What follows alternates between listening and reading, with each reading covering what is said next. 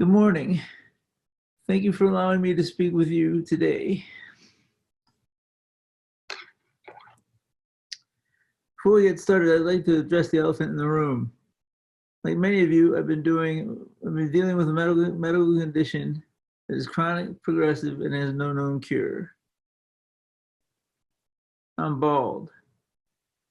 According to the Norwood scale, I have almost the worst case possible. I'm a 6 or 7 out of 7. After a long period of denial, I learned not only to accept the bald diagnosis, but also to embrace it. Now that we've gotten through the heavy stuff, we can move forward with the presentation. My name is Arman Askari. I'm a 49-year-old retired cardiologist, born and raised in Cleveland, Ohio, and this is my story. In order to understand my story, you need to know what I'm passionate about. Family, being a doctor, exercise, and wine. I'm not a connoisseur of wine, I'm a consumator. With respect to my family, I married my high school sweetheart. We've been married for over 25 years. We have 3 kids. My oldest is Alexa, 24. My middle is Mandy or Amanda at 20, and this is Jacob, 17. They truly are my source of strength. Where Samson had his hair for strength, I don't have that issue. I have my family for strength. Also, I was an avid weightlifter in my younger years, and I still try to exercise daily. Being a doctor has been my lifelong dream, because I've always wanted to help others. With respect to my career, my father, who's a physician as well, tells me I wanted to be a doctor since the age of 5. Further, experiencing the loss of my older brother at the age of 14 to Ewing sarcoma reinforced my drive to become a doctor. Along those lines, how I got there, I began my education at Miami of Ohio, where I graduated summa cum laude. I then received my medical degree from Case Western Reserve University, graduating with honors. I completed my internal medicine residency at the Brigham Women's Hospital. Then I headed back to Cleveland to complete cardiovascular medicine training at the Cleveland Clinic. I practiced in Cleveland. After that, I stayed in Cleveland to practice cardiovascular medicine, and I co-directed the CCU and the fellowship programs. The reason I'm telling you all this information is not to toot my own horn, but rather to emphasize that none of my training or experience prepared me for the news I was about to receive. You have young onset Parkinson's disease. When I first heard those words, it felt as if I got kicked in the groin. It took my breath away. I also had a number of questions running through my head. What did I do wrong? How long will I be able to work and not tell anyone? What will the kids think of me? Does the doctor really know what he's talking about? And how will I support the family? I also had a number of emotions. One, I was angry. I wasn't able to avoid getting Parkinson's disease, and I may not be able to pursue my career anymore. So I felt frustrated by the new functional limitations. So I felt embarrassed. I was embarrassed by how I now would be perceived by the world. And I was scared for both the unknown as well as the future ahead of me and my family. And I really knew I was doing poorly when I couldn't do a simple procedure, which I've done 1,000 times before on a patient. And then I understood that while PD was not a terminal disease, it was terminal to my career. After trying to hide the symptoms of Parkinson's disease and not asking for help when I needed it, I realized asking for help was not a sign of weakness, but one of strength. For a short period of time, I was lost. So I continued being a critical care cardiologist with 3 months of CCU time a year. Should I give up on medicine altogether? Or should I fight to work at a place where I wasn't wanted? Or should I just take the bull by the horns and do what I want to do not what I have to do. I received some advice from my friend. Try to keep your perspective on life, Arman. This is an opportunity. I said, what? To forget everything I've ever learned? He goes, no. An opportunity for you to find out what you really want to do in life. He goes, also leave a legacy. What does that mean? He goes, well, in 20 years, I'll be a 3-second afterthought. I don't have anyone to share my life with. You got a wife and 3 kids. Why don't you leave a legacy for them? I always realized that you get what you can handle. I also realized that you get what you can handle. We're all dealt a specific set of cards for a reason.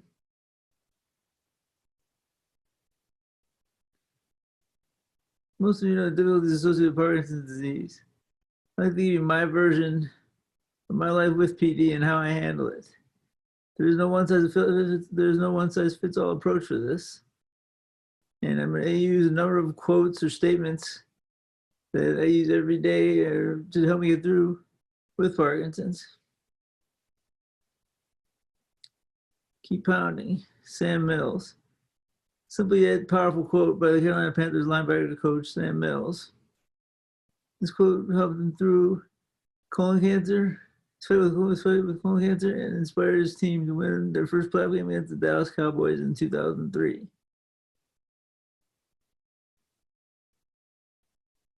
Parkinson's is not a forgiving disease.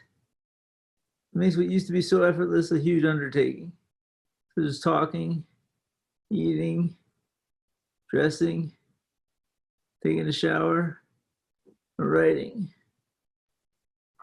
Equally difficult is the intermittent and incomplete improvements in symptoms of Parkinson's disease medications, as well as the side effects from those medications. Despite the symptoms and treatment for Parkinson's disease and the side effects of the medication, sometimes all you can do is keep pounding. Wake up every morning and I say keep pounding. I have walked the line between being both a physician and a patient. I do believe the right doctor and a supportive medical team makes a big difference in how you handle diseases. As a patient, one of the very most important issues is your doctors not only hear you, but actually listen to you. When a patient feels you're not listening to them, anger and frustration can set in. Feeling lost, uncontrolled. So feeling lost with uncontrolled symptoms, I realized that a new perspective was what I needed. A new medical team was necessary. They provided confidence, new therapies, medications, and treatment options, understanding, compassion, and empathy, relatability, and accessibility.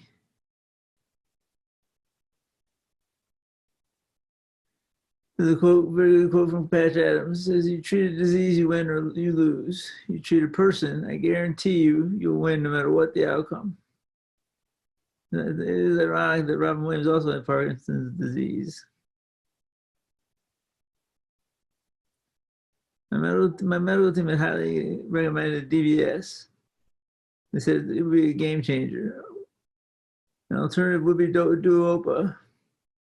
At the time, Duopa was still in clinical trials. Duopa is levodopa carbidopa intestinal gel. So it's basically Cinemet coming in gel format, getting put in through a tube that's placed directly in your small intestine. And it gives more consistent delivery of medications.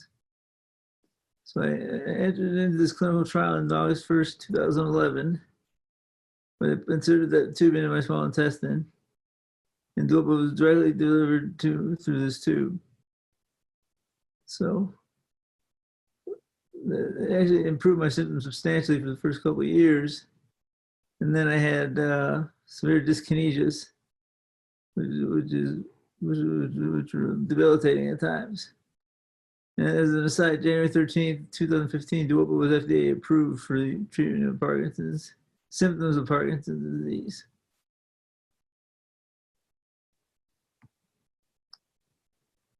Doesn't kill me, strengthens me. After several years of living with Duopa pump, I was still struggling to maintain balance between my medications and my symptoms. Off times were very frequent and unpredictable. On times were very unpredictable and short-lived. Also, severe dyskinesias, as I stated. Medication with limited duration of benefit. My medical team was pushing me hard for DBS for about 6+ years. And my wife reminded me of one of the quotes, all-time favorite quotes, made me finally start considering DBS. Comes down to a choice, a simple choice, really. Get busy living or get busy dying. The additional reasons to consider DBS were my multiple falls with complications, left rotator cuff surgery twice because of another fall, and a bicep tear from another fall.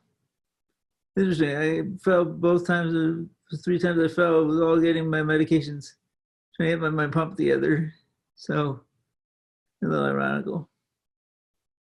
My wife and family also told me they were a big part in making the decision with me. Finally, trusting in my doctors, which is a very important step before you go into a surgery like that. And allowing myself to be a patient rather than a physician with PD. I chose to get busy living. And to decide, it's amazing you have the technology in this day and age to put wires in your brain, have a pacemaker pulse generator, and be able to fix their symptoms substantially. So my concerns about DBS prior to doing it was I was not convinced I was on optimal medications anyways. I was not 100% confident that I would improve. The fear of complications to the brain, such as bleeding, and how it was hard to accept an elective brain skewering. But I finally decided to get busy living on July 17, 2017, when I had my first of 2 DBS related surgeries, 1 week apart. I'm certainly enjoying the benefits of this greatly. Fortunately, my speech has suffered, but you can't win them all, right?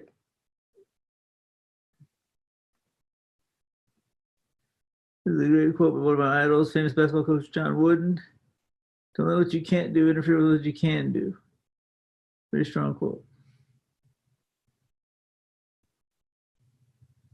When PD took away my career, it gave me back something I never thought it would be as important. One thing that we never have enough of, that's time. Most importantly, time with my family. In addition, I truly believe that Parkinson has made me not only a better physician, but also a better person. And I have more empathy, better listener. I understand the fear patients feel when they're sick. Focus on the positives. Glass is 100% full in my life. And another 50% empty or 50% full. Tolerant, patient. I keep perspective, and understand that life is fragile and don't take anything for granted.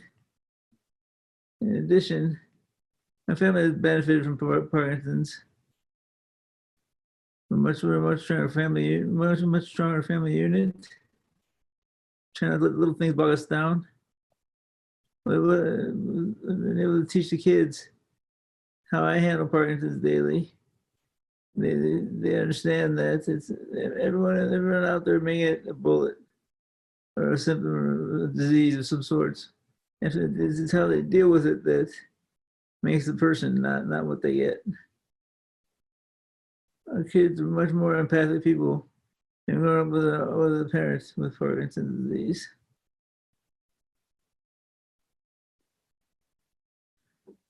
So up until this point in time, I always know what I would be doing next. For a period of time, I was lost. Didn't know which way I was going to go. But it's ironic. When early in my career, I had I knew everything I would be doing from one step to the next. Very rigid path. I was very fluid physically. Now with Parkinson's, I'm very rigid physically, but I think much more fluid figuratively. So I have to be a little more accepting of potential opportunities to continue my career. One is through medical advisory services, and also maintain my writing, through teaching with residents, fellows, and medical students. spend a lot of family time, and anything else that comes around the pike that I'm interested in doing, I can do. Parkinson's disease is the gift that keeps on giving. I love getting chauffeured around, just like driving Miss Daisy. Deferred parking can really come in handy. You have a hell of a poker face. WSOP World Series of Poker, look out. Rain check producer. If ever I'm not in the mood to do something, it's Parkinson's. Can't make it tonight. Yeah, expedited airport navigation. I'm not sure if that still stands, because it's basically pre-pandemic. In the pandemic, I don't know if they're going to still give me the straight shot to the front of the line. We'll see. Showing this clip, it's not all bad. I can blame certain things on Parkinson's or the side effects of the medications. What's going on up here? What do you mean what's going on? There's a lot of clumping on the floor, keeping me up. Oh, it's the boots. Yeah. My feet cramp. It's called dystonia, and I have to wear stiff shoes to keep them from cramping. It's in my book. It's chapter 1. You should read it. At very least it'll help you get to sleep. Your feet are cramping? Was this a new thing? No, this has been going on for like about 20 years now, Larry. Oh, really? How come I haven't heard the clumping You before? haven't lived here. You've lived in California. I've been living here for over a month. I haven't heard any clumping. What, am I bullshitting you? I mean... I don't know. I'll tell you what I think. You want to know what I think, Fox? I'm hanging on it. Are you? I think you were upset about the shushing. I think you were pissed off about the Hitler mustache on your father-in-law. I think you shook up that can of soda on purpose. And I think you're clumping now, and you've made up some bullshit excuse about your feet, and it's all under the guise of Parkinson's. That's what I think. Huh? I thought I was the sickest guy on this block, but you're the new champ. I have a sickness in my brain. You have a sickness in your mind. Your mind it's gone over. Oh, has it? It's fascinating if it wasn't so fucking tragic. Huh. So you deny the whole thing? It's all Parkinson's, Larry. It's all Parkinson's. The head shake at the bar? Parkinson's. Soda? Parkinson's. Clumping? Parkinson's. Are you sure? Yeah, Larry, I'm dead certain.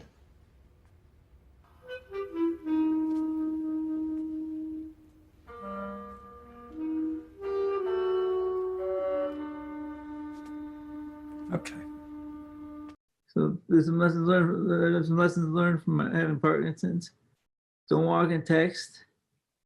Don't shave with a straight razor. Try not to be a hero. Being positive is infectious. And it can always be worse. A friend of mine asked me, why are you never upset? I never see you frown, complain, cry, do anything like that. Since you're diagnosed, I said, well, it can always be worse. Humor makes everything easier. If you can't laugh at yourself, who can you laugh at?